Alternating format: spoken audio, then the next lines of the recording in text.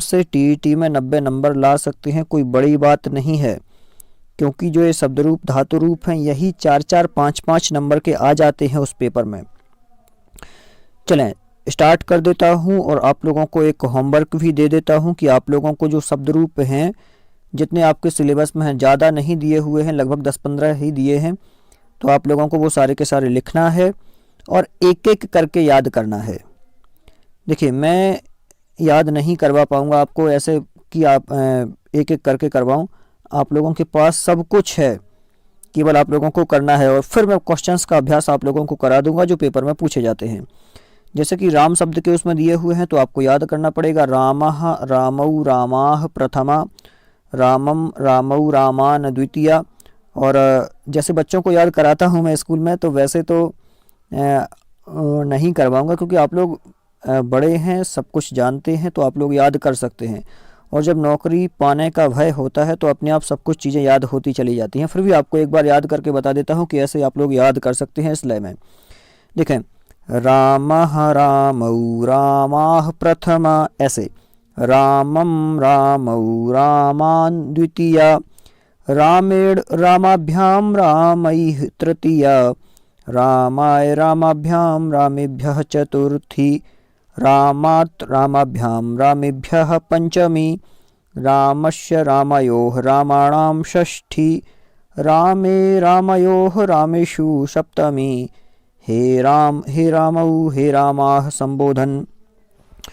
तो देखिए इस प्रकार से आपको याद करने पड़ेंगे और एक एक, जैसे किसी ने पूछा कि राम शब्द का प्रथमा विभक्ति का एक वचन क्या है, तो सीधे सीधे आपके दिमाग में आना चाहिए कि रामः प्रथमा विभक्ति का एक वचन। और यदि राम शब्द का द्वितीय विभक्ति पूछी जाती है तो रामम, ऐसे याद होने चाहिए। और जो मैंने बताया कि जब जॉब पाने का भय अंदर होता है, लगन होती है, तो अपने आप सब कुछ याद होता चला जाता है और आप लोग इसको टाइम देना भी स्टार्ट कर देते हैं। और कोशिश ये करनी है कि आज से ही आप लोग अपनी पढ़ाई को लगभग 6 घंटे दें, 6 से 8 घंटे कंटिन्यू देना है, तब जाके कुछ हो पाएगा।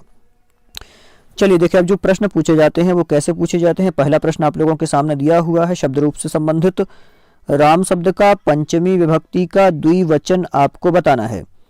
क्या पूछा है? राम शब्द का द्विवचन बताना है, पंचमी विभक्ति का द्विवचन बताना है और सप्तमी विभक्ति का द्विवचन।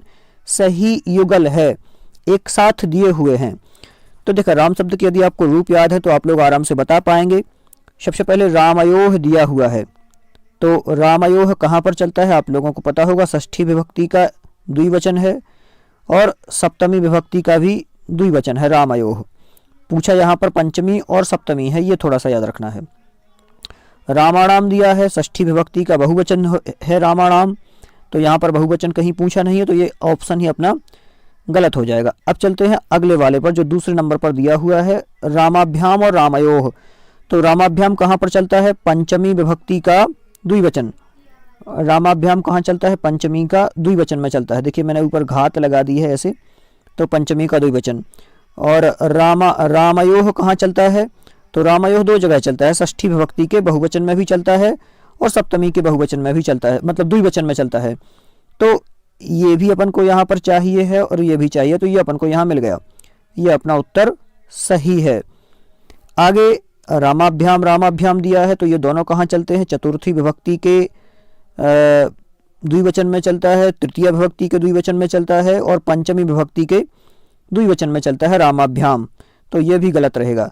रामयोः रामयोः दिया है तो ये भी वही है, षष्ठी में दिया है, सप्तमी में दिया है। प्रश्न में पूछा क्या था? पंचमी का द्विवचन पूछा था और सप्तमी का द्विवचन पूछा था, बिल्कुल। तो ये वाला रहेगा करेक्ट। आपको होमवर्क क्या है? राम शब्द के पूरे रूप याद करना है आज ही। चलें अगले प्रश्न पर चलते हैं। क्या दिया है? पितुः भयं करोति। अब देखें थोड़ा सा ध्यान यहाँ पर यह देना है कि जो शब्द रूप पूछता है वो सीधे सीधे नहीं पूछता है कि डायरेक्ट आप लोगों से पूछ लेगा राम शब्द का प्रथमा विभक्ति बहुवचन ये वो क्या होगा, ऐसा नहीं पूछेगा। ऐसा पूछ सकता है कि पितुः भयं करोति, पितुः में विभक्ति है, जो पितुः शब्द दिया है उसमें क्या विभक्ति है? तो पहले तो आपको ये पता होना चाहिए कि पितुः शब्द जो है, ये पितुः शब्द चलता कैसे है, किस शब्द का है ये पितुः शब्द।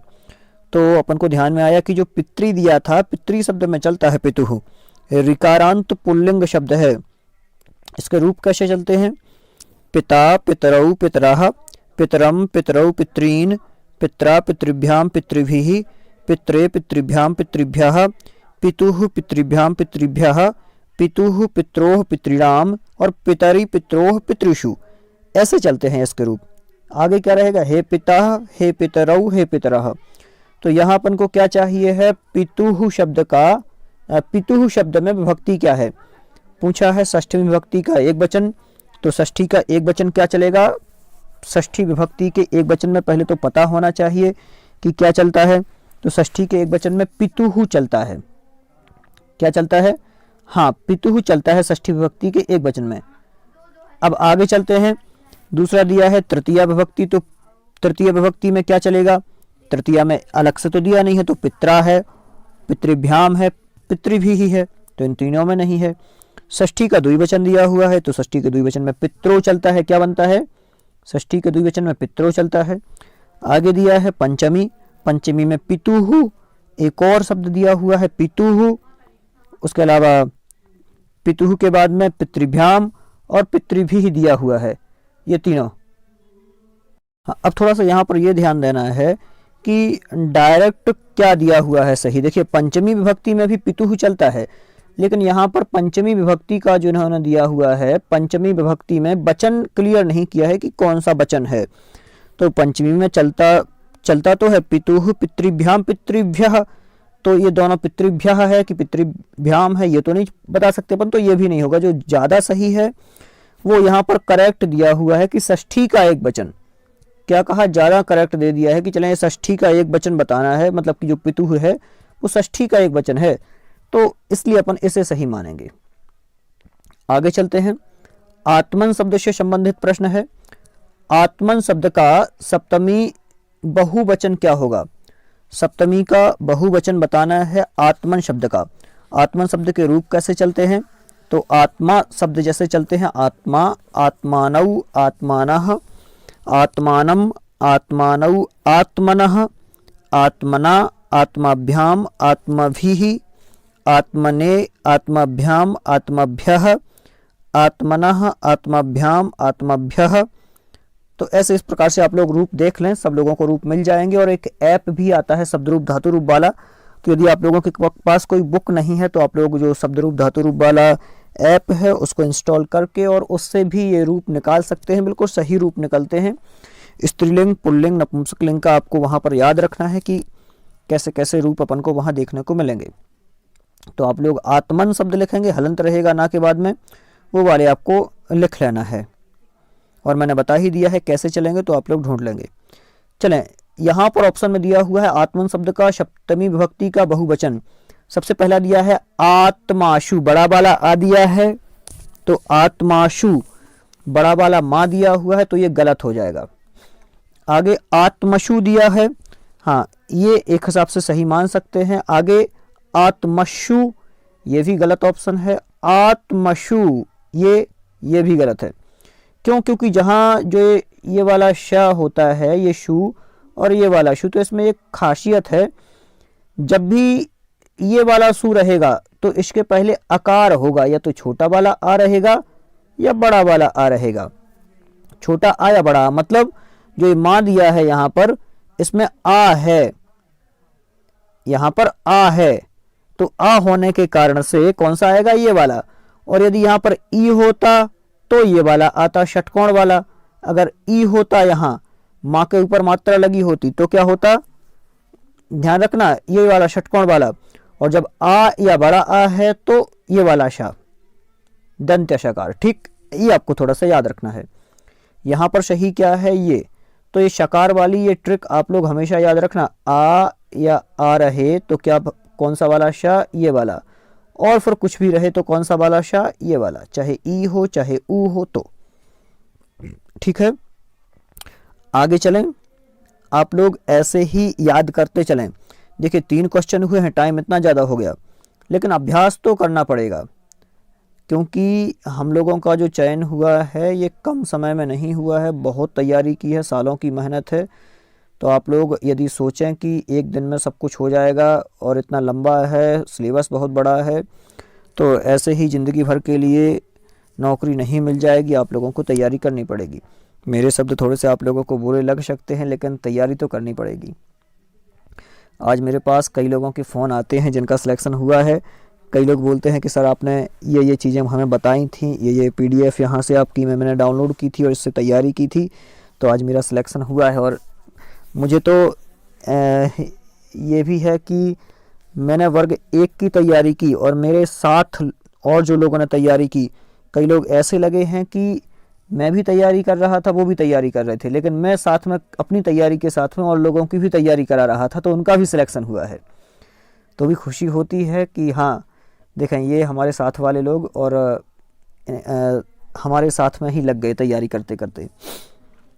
तो इस बार दोबारा अवसर मिला है, बहुत जल्दी अवसर मिला है। अपन लोगों को तो 11 साल मतलब 10 साल का वेट करना पड़ा, 2011 के बाद 5-10 साल का वेट करना पड़ा, लेकिन अब वेट नहीं करना पड़ रहा है। तो आप लोग तैयारी बहुत अच्छे से करें। चले देखें, अस्मद शब्द का प्रथमा एक वचन, तृतीया द्विवचन और सप्तमी एक वचन। कई लोग सोच रहे होंगे टाइम बर्बाद हो रहा है, क्योंकि आज पहला वीडियो है, थोड़ी सी बातें भी कर रहा हूँ आप लोगों से, बहुत टाइम बाद मिला हूँ और स्कूल में थोड़ा सा बिजी रहता हूँ। वीडियो ज़्यादा लंबा नहीं रहेगा, 20-25 मिनट तक का ही वीडियो रखेंगे, फिर उसके बाद में कंटिन्यू अभ्यास करेंगे तो बहुत अच्छा अभ्यास हो जाएगा। देखें, शब्द अस्मद दिया हुआ है। अस्मद शब्द का प्रथमा एक वचन, तृतीया द्विवचन और सप्तमी एक वचन आपको बताना है। सबसे पहले तो शब्द ढूंढना है, अस्मद शब्द कहाँ पर है। ये सर्वनाम शब्द है, इसके रूप कैसे चलते हैं, अहम, आवाम, वयम, माम, आवाम, अस्मान, मया, आवाभ्याम, अस्माभिः, मह्यम, आवाभ्याम, अस्मभ्यम, मत, आवाभ्याम, अस्मत्, मम, आवयोः, अस्माकं, मयि, आवयोः, अस्मासु। ऐसे चलेंगे इसके रूप, अस्मासु। हाँ, अब देखा, अस्मद शब्द का प्रथमा का एक वचन क्या है। तो प्रथमा का अपन को याद ही है कि अहम है प्रथमा में, तो ये तो अस्मद दिया है, तो ये तो गलत हो जाएगा पहला वाला। अब अहम वाला ये भी सही है, ये भी सही है, ये भी सही है। तो तृतीया का द्विवचन देखना है। तृतीया के द्विवचन में क्या आता है, तो तृतीया के द्विवचन में भी आवाभ्याम है और चतुर्थी के द्विवचन में भी आवाभ्याम है। तो यहाँ सब में आवाभ्याम दिया है। कहाँ आवाभ्याम दिया है सब में, देखें आवाभ्याम ये ठीक है, यहाँ केवल आभ्याम दिया है, तो ये गलत हो जाएगा, ऑप्शन ही गलत हो जाएगा। ये दोनों सही लग रहे हैं। अब देखते हैं कि सप्तमी का एक वचन क्या है। तो सप्तमी के एक वचन में मई था, तो यहाँ पर मई मिल गया, लेकिन यहाँ पर नहीं है, तो ये भी गलत, ये भी गलत और ये भी गलत। सही क्या रहेगा, ये वाला मई, अहम, आवाभ्याम, मई, ये वाला रहेगा सही। तो इस प्रकार से अपन को करते चलना है। आगे चलते हैं, युष्मद शब्द का पंचमी का एक वचन, युष्मद शब्द है, युष्मद शब्द का पंचमी विभक्ति का एक वचन। तो यहाँ पर युष्मदा दे दिया है, युष्मदः, और होता क्या है, त्वम, युवाम, यूयम, त्वाम, युवाम, युष्मान, त्वया, युवाभ्याम, युष्माभिः, तुभ्यम, युवाभ्याम, युष्मभ्यम। इसी प्रकार से तुभ्यम, युवाभ्याम, युष्मभ्यम। और अब रह गया पंचमी विभक्ति का एक वचन से, तो क्या रहेगा, त्वत्, युवाभ्याम, युष्मत्। तो युष्मदः तो होगा नहीं, पहला ही गलत है। तौ शब्द दिया है, ये भी नहीं रहेगा, क्या रहेगा सही, त्वत्। पंचमी का एक वचन दिया है तो रहेगा त्वत्, और इनमें से कोई नहीं तो होगा ही नहीं, ये वाला रहेगा सही, त्वत् दिया है जो ये। आगे चलते हैं अगले प्रश्न पर। सर्व शब्द का स्त्रीलिंग षष्ठी बहुवचन, शब्द सर्व है, सर्व शब्द का स्त्रीलिंग का षष्ठी बहुवचन आपको बताना है। तो षष्ठी का बहुवचन क्या होगा, सर्व शब्द देखें, थोड़ा सा ये भी आपको याद रखना है, सर्व शब्द स्त्रीलिंग, पुल्लिंग और नपुंसक लिंग, तीनों लिंगों में ये चलता है। तो यहाँ पर उन्होंने स्त्रीलिंग का षष्ठी विभक्ति का बता दिया। तो स्त्रीलिंग में कैसे चलते हैं, सर्वा, सर्वे, सर्वाः, सर्वाम, सर्वे, सर्वाः, सर्वया, सर्वाभ्याम, सर्वाभिः, सर्वस्यै, सर्वाभ्याम, सर्वाभ्यः, सर्वस्याः, सर्वाभ्याम, सर्वाभ्यः, सर्वस्याः, सर्वयोः, सर्वासाम, सर्वस्याम, सर्वयोः, सर्वासु। तो इस प्रकार से सर्व शब्द का स्त्रीलिंग है, षष्ठी का बहुवचन बताना है, क्या चलेगा। तो देखें, सबसे पहले सर्वासाम दिया है, सर्वासाम क्या सही होगा, ये आपको देखना है। स्त्रीलिंग है, स्त्रीलिंग का क्या है, षष्ठी का बहुवचन। पहला दिया है सर्वासाम, ये ठीक है। आगे सर्वाशाम दिया है, जिसमें षटकोण वाला शा दिया हुआ है, तो षटकोण वाला शा तो नहीं है। क्यों नहीं है? क्योंकि आ आगे देख लेना है आपको। यदि ये वाला आ है मतलब आ के अलावा और कोई मात्रा है तो फिर षटकोण वाला आता, लेकिन ये गलत हो जाएगा। फिर सर्वाणाम दिया है तो सर्वाणाम भी नहीं होता है, और सर्वशाम ये भी नहीं होता है। तो पहला वाला ही है जो सर्वाशाम। आप लोगों को ये सर्व शब्द के तीनों प्रकार के रूप याद करने हैं, तीनों लिंगों के। आगे चलते हैं। बध्वई शब्द दिया हुआ है, बधू शब्द के रूप आपको याद होने चाहिए। यहाँ पर बधू शब्द के यदि रूप आपको याद हैं तो आप लोग बधू के सही बता पाएंगे। देखें चलते कैसे हैं। उकारांत स्त्रीलिंग शब्द है, बधू, बध्वौ, बध्वः, बधूम, बध्वौ, बधूः, बध्वा, बधूभ्याम, बधूभिः, बध्वै, बधूभ्याम, बधूभ्यः। चतुर्थी है बध्वई, ध्यान रखना। बध्वाः, बधूभ्याम, बधूभ्यः, बध्वाम, ध्यान से, बध्वाः, बद्धोः, बधूनाम।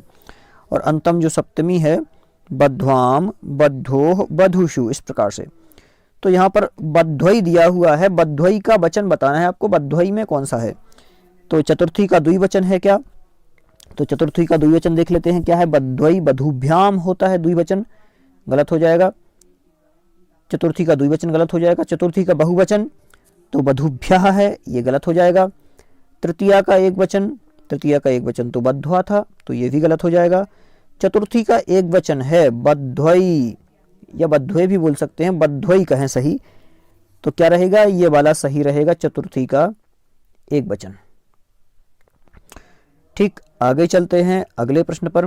वारी शब्द दिया है, वारी शब्द का सप्तमी विभक्ति का एक वचन आपको बताना है। वारी, वारिणी, वारीणि, वारी, वारिणी, वारीणि, वारिणा, वारिभ्याम, वारिभिः। ध्यान से, वारिणे, वारिभ्याम, वारिभ्यः। इसी प्रकार से वारिणः, वारिभ्याम, वारिभ्यः। क्या सही होगा? सप्तमी का एक वचन आपको बताना है। तो वारिणी, वारीणि, वारीणि या वारीणि, क्या होगा सही? तो सप्तमी का एक वचन में बड़ा वा होता है, छोटी री होती है और छोटी ही णी होती है। तो वारिणी, ये पहला वाला ही रहेगा, ये सही। बहुत इंपॉर्टेंट शब्द रूप है, इससे एक ना एक शब्द जरूर पूछा जाता है, क्योंकि अपन भ्रमित रहते हैं कि क्या होगा सही। एक जैसे शब्द लग रहे हैं सारे के सारे, तो थोड़ा सा ध्यान देना है। वीडियो लंबा हो रहा है, एक दो प्रश्न और ले लेते हैं। एताभिः शः, यहाँ एताभ्यः रूप है, एताभ्यः दिया है, एताभि देना चाहिए था। कोई बात नहीं, अपन इसी को कर लेते हैं जो प्रश्न में उन्होंने दे दिया है। चलें कि एताभ्यः रूप क्या है। एताभ्यः जो चलता है रूप, ये कहाँ पर चलता है ये आपको बताना है। तो सबसे पहले तो पता क्या होना चाहिए कि जो एताभ्य दिया हुआ है ये चलता कहाँ पर है। देखिए बहुत ही घुमाकर पूछ सकते हैं, थोड़ा सा आपको याद रखने पड़ेंगे रूप। यहाँ पर जो दिया हुआ है एताभिः शब्द है, तो यहाँ स्त्रीलिंग शब्द है एतत् का। तो चलेंगे कैसे? एषा, एते, एताः, एताम, एते, एताः, एतया, एताभ्याम, एताभिः, ऐसा चलेगा ये।